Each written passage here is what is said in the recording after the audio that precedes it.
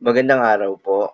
Narito na po ang magiging lagay ng panahon ngayong araw ng Sabado, July 19, 2025.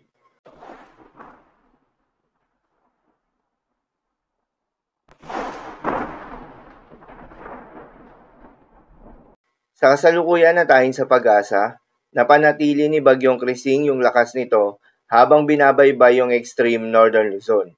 Huli nga itong namataan sa coastal waters ng Calayan, Cagayan. Taglayan lakas ng hangin na umaabot sa 75 km per hour malapit sa gitna at pagbugso na umaabot sa 105 km per hour. Kumikilos pa northwestward sa bilis na 15 km per hour. Sa ngayon nga ay may nakataas pa rin tayo na tropical cyclone wind signal number 2 sa may Batanes, Cagayan, kabilang ng Babuyan Islands, Isabela, Apayao, Kalinga, northern and central portion ng Abra, eastern portion ng Mountain Province, eastern portion ng Ifugao, Ilocos Norte, northern portion ng Ilocos Sur. Habang nakataas rin ang tropical cyclone wind signal number 1 sa may Quirino, Nueva Vizcaya, nalalabing bahagi ng Mountain Province, nalalabing bahagi ng Ifugao, nalalabing bahagi ng Abra, Benguet, nalalabing bahagi ng Ilocos Sur, La Union, northern portion ng Pangasinan, northern portion ng Aurora, at northeastern portion ng Nueva Ecija. Sa mga nabanggit na lugar, asahan pa rin yung malalakas na mga pag-ulan na may pagbugso ng malalakas rin na hangin. Samantala, nakakaapekto rin itong southwest monsoon na patuloy na hinahatak ni Bagyong Krising. Asahan ng heavy to intense rain sa may Zambales, Bataan, Palawan, Occidental Mindoro, Antique at Negros Occidental.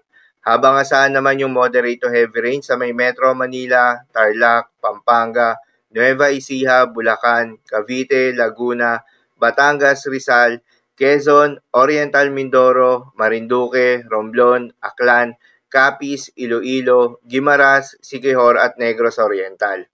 Dahil pa rin sa epekto nitong southwest monsoon, asahan rin ang malalakas na pagbugso ng hangin sa may Zambales, Bataan, Calabarzon, Bicol Region, Mimaropa, Visayas, Zamboanga del Norte, Camiguin, Misamis Oriental, Misamis Occidental, Lanao del Norte, Surigao del Norte, Dinagat Islands, Davao Occidental, Davao Oriental at Sarangani.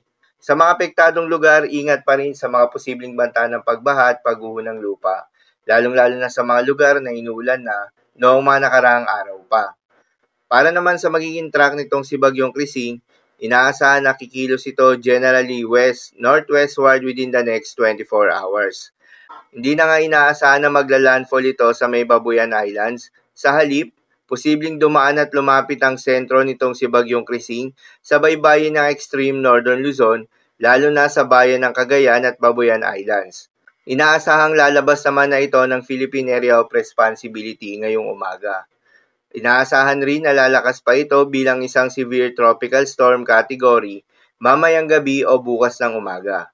Paalala lamang po na mga nasabing forecast ay posible pa rin pong magbago. Kaya naman patuloy lamang magantabay sa mga update nating ilalabas at ng pag-asa. Para naman sa magiging lagay ng mga dagat baybayin, ayon sa pag-asa ay may nakataas pa rin tayo na gale warning sa mga seaboards ng Batanes, Cagayan, kabilang ng Babuyan Islands, eastern coast ng Isabela, northern coast ng Ilocos Norte. Payo ng pag-asa ay huwag munang pumalaot yung mga kababayan nating mangingisda at yung may mga maliliit na sasakyang pandagat sa mga nasabing seaboards, dahil inaasahan pa rin yung maalon hanggang sa napakaalon na karagatan. So yun lamang po para sa lagay ng panahon ngayong araw ng Sabado. Keep safe everyone.